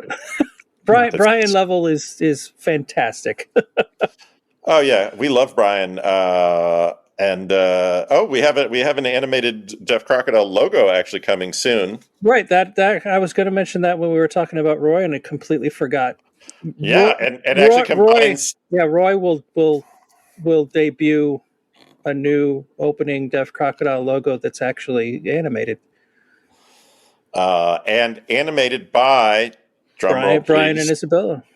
Brian Smee and Isabel Aspen, who provided the replacement animation for Roy del Espacio, and animating Brian Level's amazing original character logo design for Romero, which we dearly love. And I have to say, it was one of those things when we settled on Deaf Crocodile, Craig, like one of the very first things is like, I want to create a fantastic logo that's kind of like, has a little bit of the feel of like the Monopoly Man or the Western Exterminator guy, if anyone is familiar in LA. He's fantastic, old school guy in a top hat carrying a huge mallet about to whack a mouse.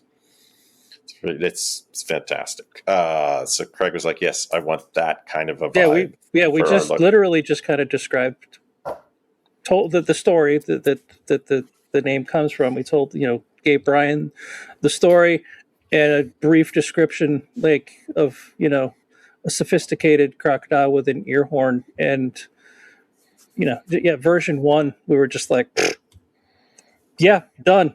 Perfect. And then every other one that he's done, like the Red Riding Hood version for the Deaf Fairy Tale set, the Cosmonaut, the Dead Crocodile for our horror releases. The Cosmonaut helmet with the top hat on top of the Cosmonaut helmet will never not lay me out, man. I laugh every time I see it. How else would you do it? That's the only way that makes sense. Yeah.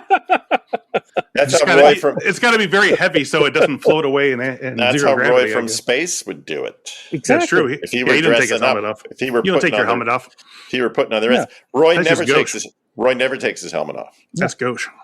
Indoors, outdoors, safety first. You don't know what's going to happen. You're in space. You're always in space. When he goes to when you're from Earth, sleep.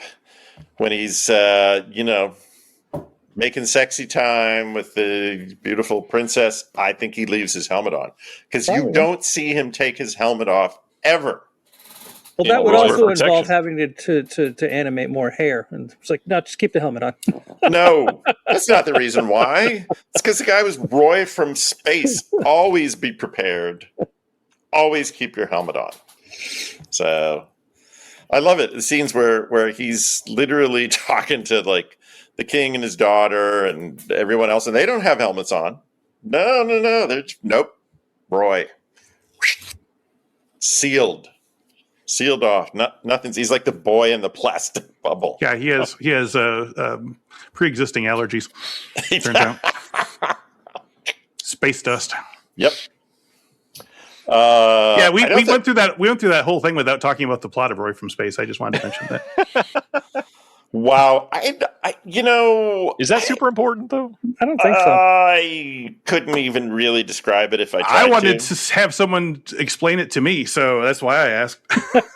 I've watched it, and I was like, "Yep, that happened." You can on your own record a podcast, a one-man show podcast explaining the plot of Roy from Space, and that could be a bonus episode. Yeah.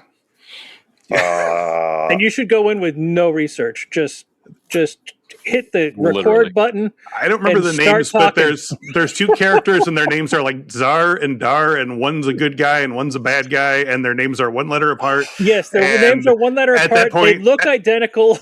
Yeah, they might or may not be brothers. They might or might not be connected to the Emperor. And at that point, my brain started leaking fluid. That was an odd choice. We're going to make them look the same with this essentially the same name, but one's good and one's bad, and somehow you're supposed to know. I thought they had screwed up the subtitles. I think I actually emailed Craig and I said, "Wait a second, I'm watching this, and the name changes, and suddenly, it's different. I was like, it's a different character. I was like, it's the same character, right?" And Craig was like, "No, I think they're actually different characters." And I was like, "But they look exactly the same, and their names are almost the same." Yep. I thought it was a typo actually in the subtitles. Nope. What I love the most though is when Roy is fighting with the robots. He starts just like shouting out crazy slang expletives. What does he say? Like coffee pot? Yeah. Coffee maker, I think he calls coffee it. Maker. Because it's the robot. And I remember the first time I saw the subs for it, I was like, is that right? Well, yeah, I remember the guy doing the subs was like, this is really hard because a lot of this doesn't make any sense. And I guess he's referring to the tin cans the robot has. The robots, Coffee maker. Because I almost expect one of the robots to stop and say, that is really rude, man. There's one scene where there's some talking back and forth that makes absolutely no sense. And the last word in that scene is the third character just goes, huh? so even in the movie it didn't make sense. And just watching the trailer, I was like, oh, this is so entertaining. This is so nuts. I'm so glad that Hector Lopez Carmona and his team made this movie. I'm sorry that it was so unseen, that it was not successful, that it kind of broke his heart, that he didn't get to make more animated features. But I am so happy that we were able to work with, the children, grandchildren, with Alejandro Vidal, with Brian and Isabel, the Cineteca Nacional, to kind of bring this back into the light where it should be. It should not be locked away in a vault. This is where no one can see it. A very, very, very kind of inside baseball thing that 4 people listening will probably find interesting. So, having restored a bunch of animated films, there's a particular artifact in the handmade process of animation that I've seen time and time again, and I never knew what it was, like what caused it. Because a lot of times there'll be like little bubbles you'll see because they're putting 2 different pieces of cell together and it creates these little bubbles. So I knew what that was, but this looked more like almost like a smudge or dirt or something, but it was more amorphous. And in the video footage of Brian working in the studio, I saw him do it, and I saw it in the film, and I'm like, that's what it is.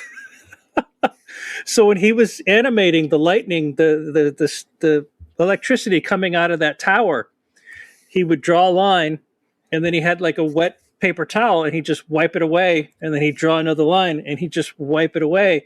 But he wasn't super careful about how he wiped it away and cleaned it. So every time he wiped it away, it would leave a kind of a smudge from the ink that he just wiped off. Oh. So when I watched the trailer, that shot is in it, and I saw that thing, and I was like, oh, that was in the video footage. You saw him doing that. And I was like, now I know what it is.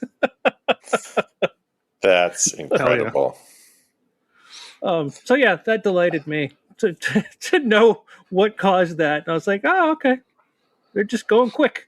And yeah, it was fascinating to watch him animating that because it was very quick. Like it was just like a random line for the lightning, and then he'd wipe it away and just do another random line. And then when you see it animated, it kind of looks like this cool, electricity flying through the air. It was really cool. Well, we actually can't wait for people to finally be able to get their hands on Roy from Space, to watch it after all these years, 43 years after it screened for literally, I think, a week and a handful of theaters. I didn't even know if it made the full week. It might have been pulled from the theaters early. Alejandro's essay said that a dozen theaters screened it for a week, and only two of the I think two of them, or 10 of them, only two of them did the full week. The other 10 closed after 2 days or something like that. It's really heartbreaking. And I think the two that hung on were both in Mexico City too. So yeah.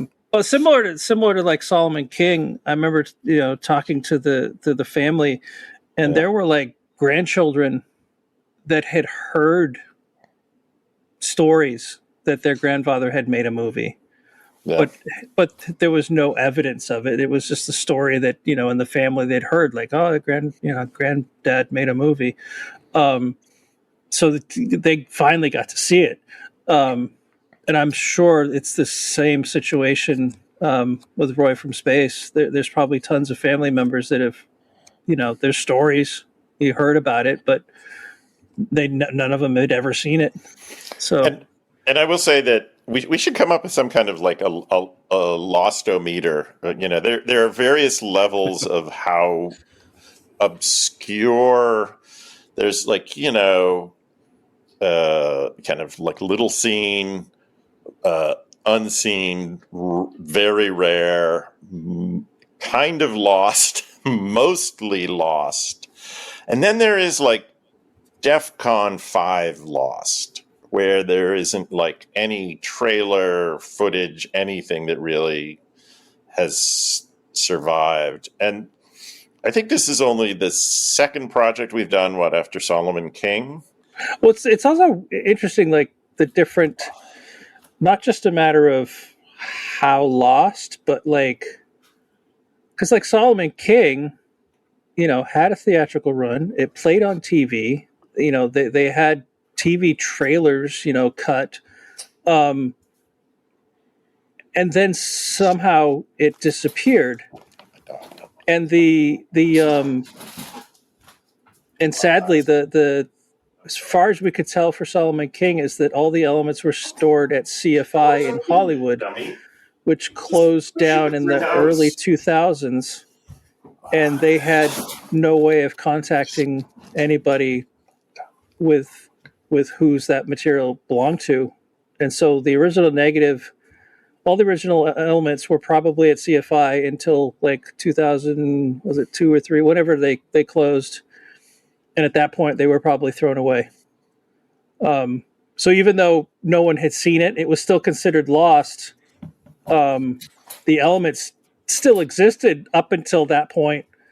And then they were thrown away, as far as we can tell. And then that left, the print that UCLA had, the really badly damaged and faded print, was the last kind of thing we could work from. Complete. It's just sad to realize, like, nobody has seen this in 30 years, but the elements were right there at CFI in Hollywood for so long. Yeah. And again, I'm not going to say any more, but so this is the second DEFCON 5, like really totally lost. There is another film that we're working on for 2027, I think late summer, maybe early fall. Also, DEFCON 5 lost, like nothing. I gotta scroll through here. Like, which one is this? Nothing exists on this. In that,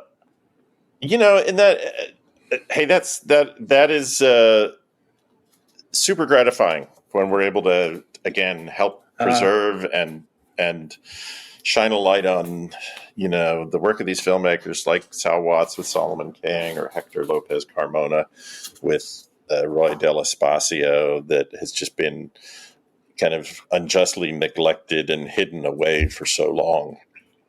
So I hope people really enjoy Roy from Space, because I think it's super fun. I mean, jumping off that point, I think it's, as good a time as any to thank our diehard fans and collectors, because here's a DEFCON 5 movie that you've never heard of and almost practically never existed. Now go buy it. That's a hell of a business model. So the fact that we're stupid.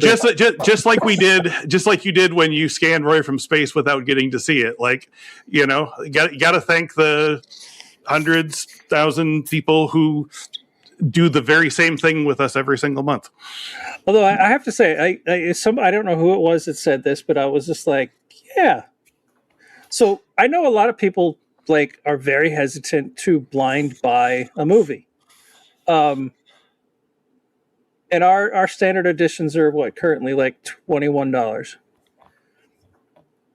If you go to the theater and see a movie, that's a ticket, and get a you pay for your ticket and you get a Diet Coke and a popcorn, you've just paid probably $35, and that's a blind buy. You've never seen that movie before. And so you don't get to see it again afterwards. Yes. Yeah. And you don't own it. You get to see it that one time. So while I do appreciate that so many people do trust us to blind buy our titles, the people that are on the fence, just think about it. If you go to the movies, you pay more than what we charge for a disc to blind buy going to see a movie. And you get tons of bonus features. You get commentary. You get written essays. You get visual essays. You get shorts. You get documentaries. You get all this amazing stuff. And when you go to the movie theaters stay in business by selling your popcorn and soda. Concessions are where theater. They don't make anything on the tickets. They make almost nothing on the ticket. All of that goes to the distributor. Is it? I mean, we're not selling. We can't sell popcorn and soda. I wish we could with Roy from Space. That's when we open Adventures in Analog, got to have a popcorn machine. It's on the list. If you support the Kickstarter, we can buy a popcorn machine for Ryan and Laura. We need some more Kickstarter support for the popcorn maker, though. But we can't sell that. So otherwise, it's BYOP. Everything we get to stay in business and to keep making crazy, insane business decisions, like we're going to license and restore Roy from Space without seeing a single frame of footage, is because people take a risk and pay the $20 for the standard, or they pay the $30 or $35 for the deluxe edition, which in the grand scheme of things is not a lot of money. So we're really dependent on the support of the people listening to this podcast. So, and to beat a dead horse, going to the movies, that price point I pointed out was for going by yourself. Right. Speaking of beating a dead horse, wow. Wait until you see Frankenstein Legend of Terror. Okay, there's some things that I never thought I'd see in an animated film. That's one of them. Uh-huh. That's one of them. When you said we had another super lost film coming up, I could not think what it was, so I scrolled through our schedule, and I am very excited to get working on that one. It is 7th in line for restoration, though. We have so many films coming out. Yeah, it's not 7 releases coming out, 7 that specifically require in-house restoration. Yes, that's exactly right. There's a lot more coming out, but there are 6 ahead of it that need full restoration, in-house restoration. My God. Yeah. Uri Hertz's Passage, which is not DEFCON 5 lost, but maybe DEFCON 3. It's mighty lost. Not completely lost, but mighty lost. And that's amazing. That one's coming out before the end of the year. Oh, what a movie. Passage. If you're a Uri Hertz fan, wow. You're going to love this one. It's great. Well, considering we are over 90 minutes into this, I would say that we are at Deaf Croc 4. We are. We got to wrap it up. Poor Ryan's like, I had a kid's birthday party earlier tonight. That doesn't Get bother off me. my lawn. Get out of my house. He is not going to bed. He's just like, I got to go ship some of your packages. Yeah, he's Dennis. like, I had a birthday dinner, and now I've done this dumbass podcast for an hour and a half. He's like, I've got work to do. Well, and the funny thing, we're making these jokes. All that I was about to say, let's at least answer one question from the we didn't Discord. even do one. Jesus. Yeah. Okay. All right. So Yeah. we Speed alluded round. to. We alluded to a little bit about this in the lead up about the actual process behind some of the releases. So I'm gonna mold one of these questions to find an answer, and even this might take a few minutes to answer. So I apologize. But what are some of the ways that Deaf Crocodile has acquired rights to the catalog so far? Obviously, these are not studio films. So where are these being licensed from? What is the normal process that you go to license these titles? There is no normal process. A lot of them are archives that we've worked with before, which we've mentioned in the past. Like, it's like, well, why do we release so many, Hungarian films? It's like, because we got a good relationship with the archive there. And then sometimes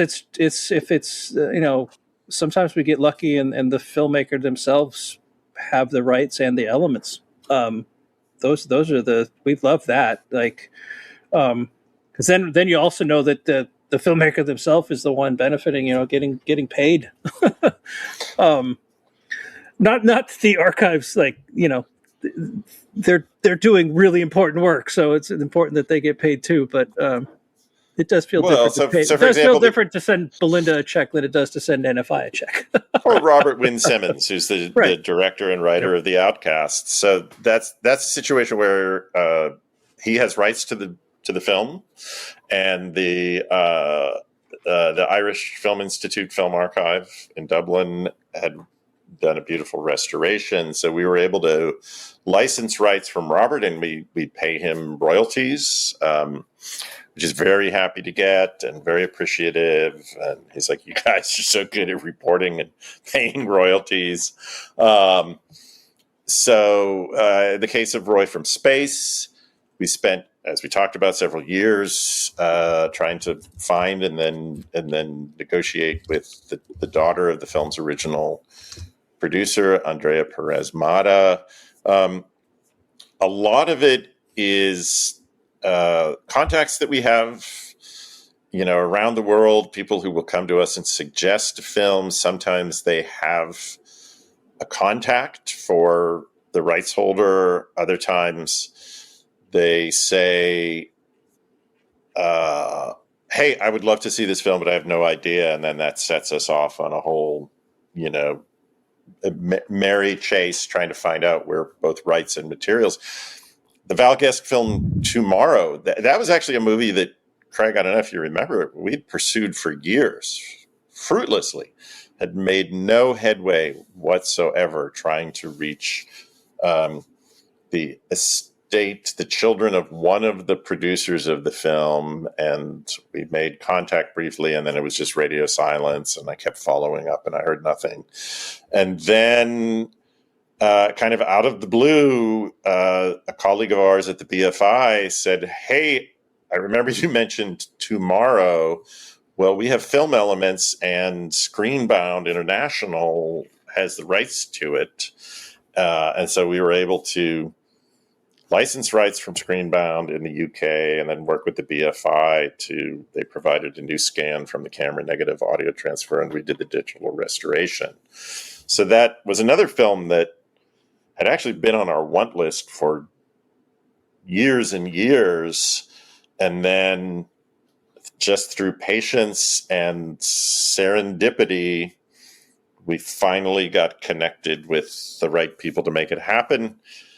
Come January, there's a film 25 years, literally, had been hoping to find, license, and put out in a beautiful restored version, and it's going to happen. In January, I could not be happier. When that one got signed, I think that was the most excited I've seen you about any release we've ever done. I got a poster for it outside my bedroom wall. My wife has to look at it every day when we wake up and when we go to bed and we go in to visit the kitties, and we're in and out, and it's right there. It's one you had been mentioning. I mean, even to me for the last couple of years. You've been talking about this one for ages. So I think to answer the question, though, one of the one thing that's universal is patience. Oh, yeah. It's also why we get a lot of requests for people to say, could you show us a list of the films that didn't work out? And the reason why we're so kind of hesitant because almost all of them are in play still. Right. It hasn't worked out for a decade. That doesn't mean it's not going to fall in our lap tomorrow. So Dead Mountaineers Hotel, we had kind of written off a dozen times because we literally had been in communication negotiations for like 6.5 years with the Estonian Film Institute, and we were talking about it, and then it again, kind of fell into a black hole. We'd revive it, fall into the black hole again, and then finally it came together and restored the film. Now it's out. People can see it, beautifully restored, played at the Berlin Film Festival. So even projects that we think aren't going to happen, they may suddenly, it's a little bit like Scarlet Sales. And we talked about manifesting. The film that we're putting out in January took 25 years, but we literally manifested it. And when I was finally put in touch with the company that has the rights, and they were like, yeah, we have it, and we have a beautiful restored version. And I was like, oh my God, this is amazing. Yeah, manifesting doesn't mean sitting back and just waiting for something to happen. Like, we're thinking really, really hard about it. Yeah. Thinking really, really hard about it doesn't work either. Like, we places that either don't get back to us or just say no or say it's not available right now. We keep checking in every few months, every 6 months, and eventually something usually comes loose.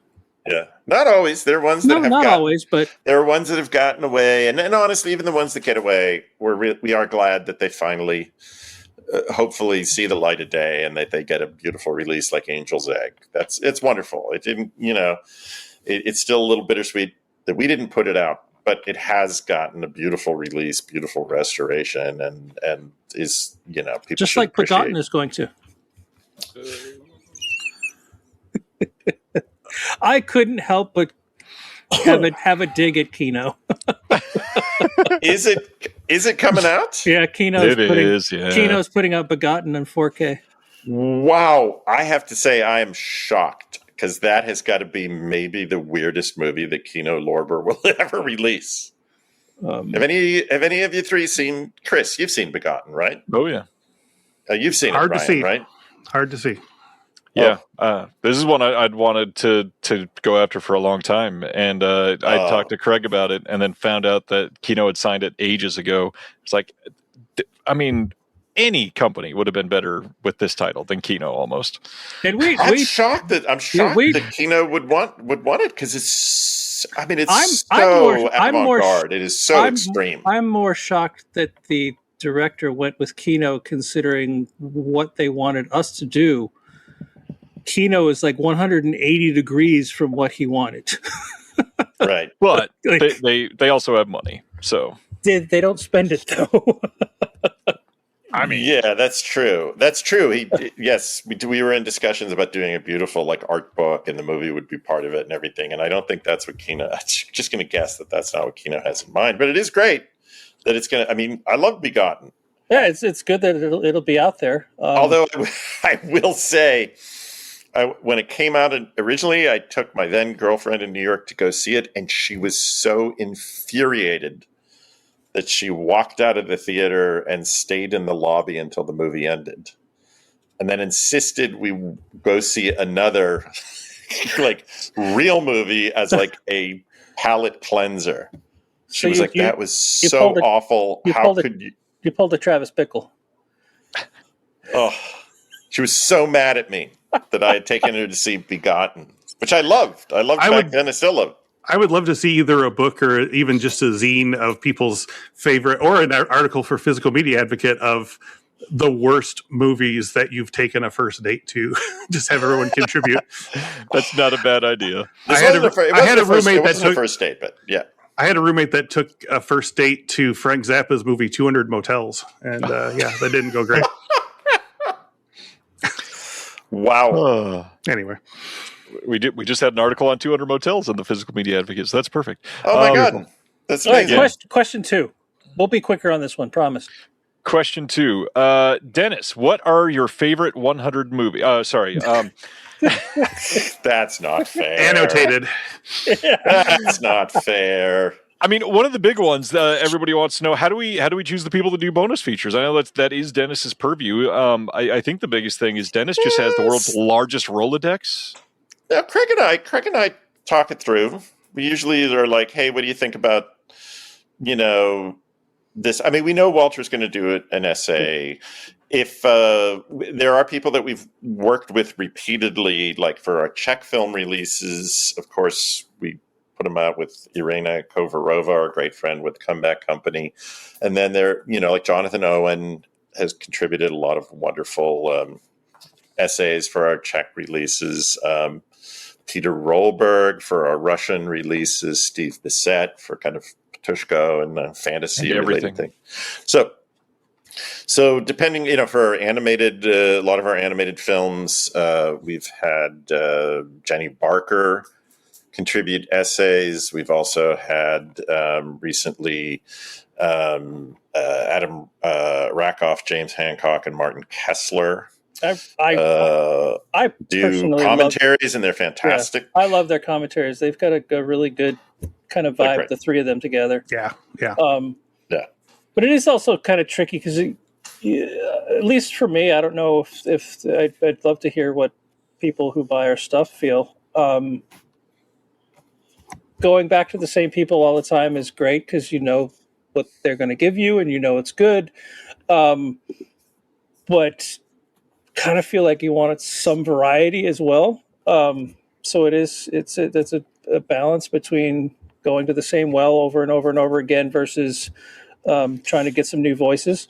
So if I come across something that I saw or watched or read and I thought was really good, I'll tell Dennis, I'm like, hey, check this out. Maybe we could use them in the future. But it is, Dennis does most of the heavy lifting with tracking people down and. Well, and Ryan, I think you connected us with Celeste, right? Celeste Della Cabra has now been doing some amazing visual essays. I think a number of people. Arne Venema, Mike Venema, Ben Modell.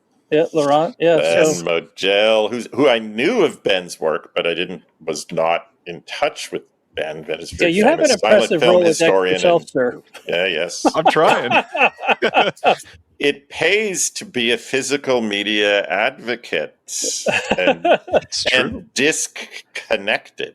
Yeah, the most amazing story regarding Ryan's Rolodex, and I still don't know how he did it.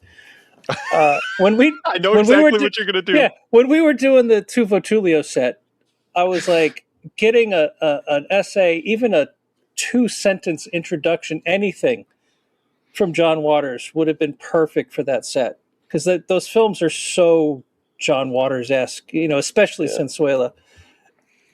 And Ryan's like, hold on, let me check.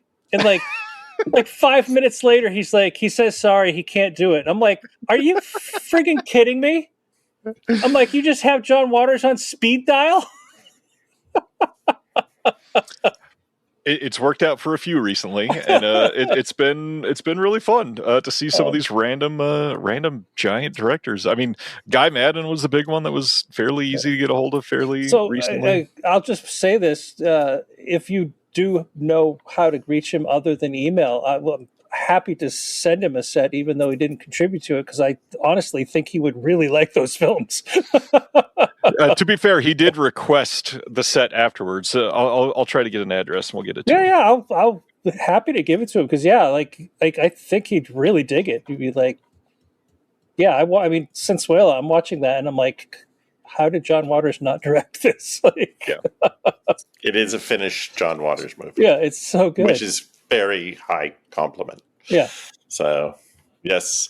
And for anyone who's listening, yes, we are still cogitating on the possibility of doing Volume 2 of Tuvo Tullio.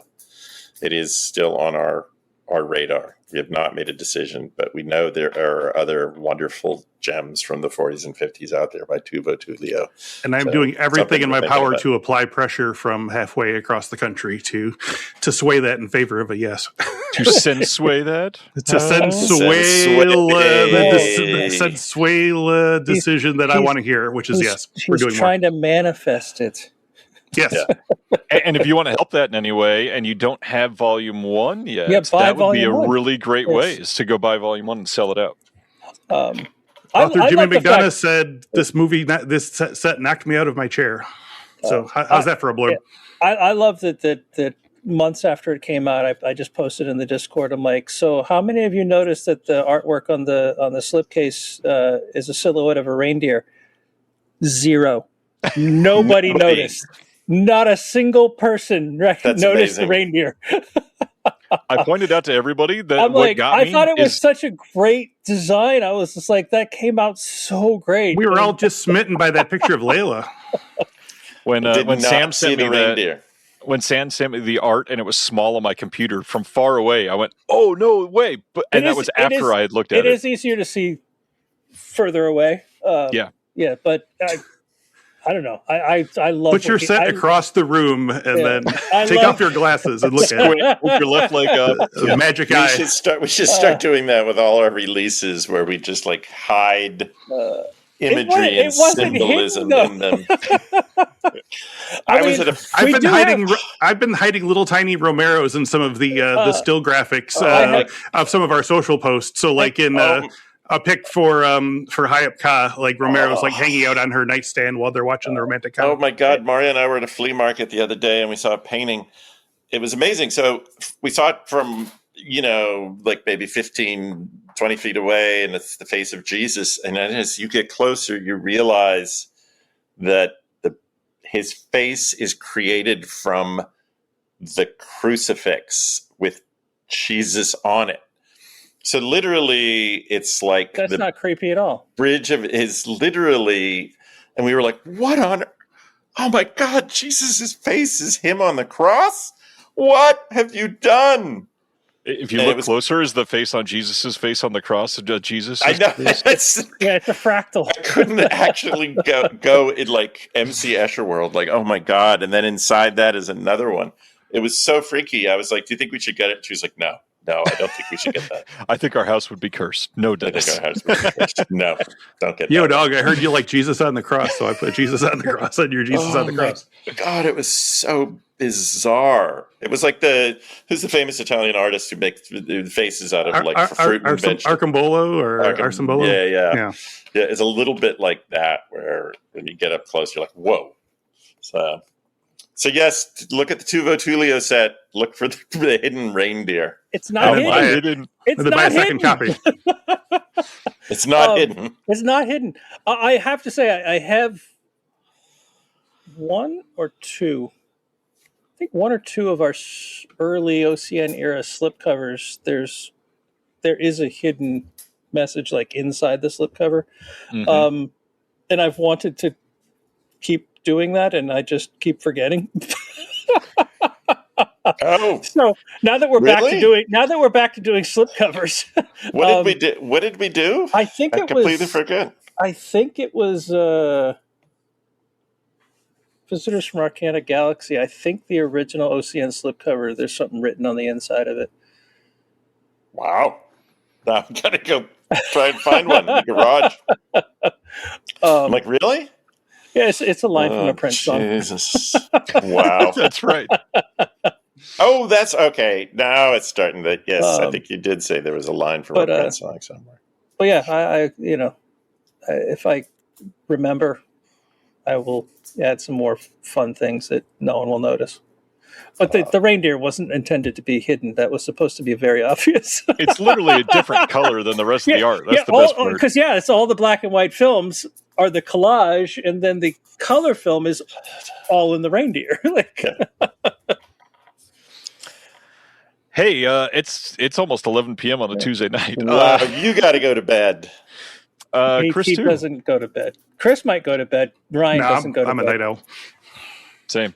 Well, This has been, I think, our longest episode that's not a commentary. So thanks for hanging out, everybody. This has been a blast. It was It's super fun. Now that we have Chris here, things get really lively. Sure. As one, He's an agitator. Yeah. He's like that. He's the special sauce that gets things kind of mixing it up. as one final shout out to the Discord, they wanted us to end with one word, and everybody here remembers what that is, yeah, right? I know what it is. Yeah, 3, 2, 1. Booyah! Booyah!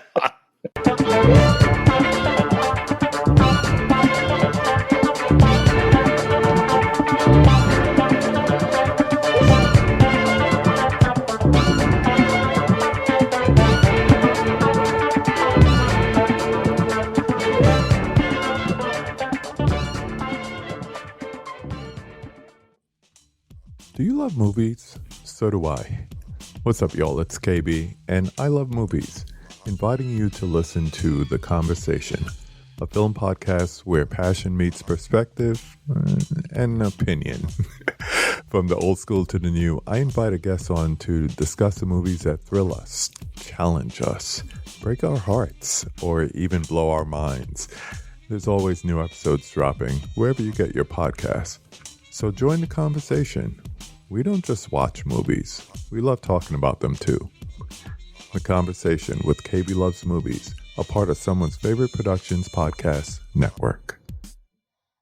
Hello and welcome to Tumbleweeds and TV Cowboys. My name is Hunter. In this podcast, I'll be joined by a different guest each week to discuss a classic Western movie or TV show. I've been a fan of classic Westerns for as long as I can remember, and in recent years, they've become very nostalgic for me. I love the aesthetic, the tropes, and I love seeing different filmmakers' takes on them. At their best, they're incredibly entertaining, rewatchable, and some of my all-time favorite movies are Westerns. We'll mostly focus on Western movies made in Hollywood, but we'll also be covering spaghetti Westerns, and one thing I'm very excited to get into are Western TV shows. I've got some amazing guests coming on the show, film professors, historians, and podcasters. And Tumbleweeds and TV Cowboys is part of the Someone's Favorite Productions podcast network, and many guests on the show will be from other shows on the network. Thanks for listening.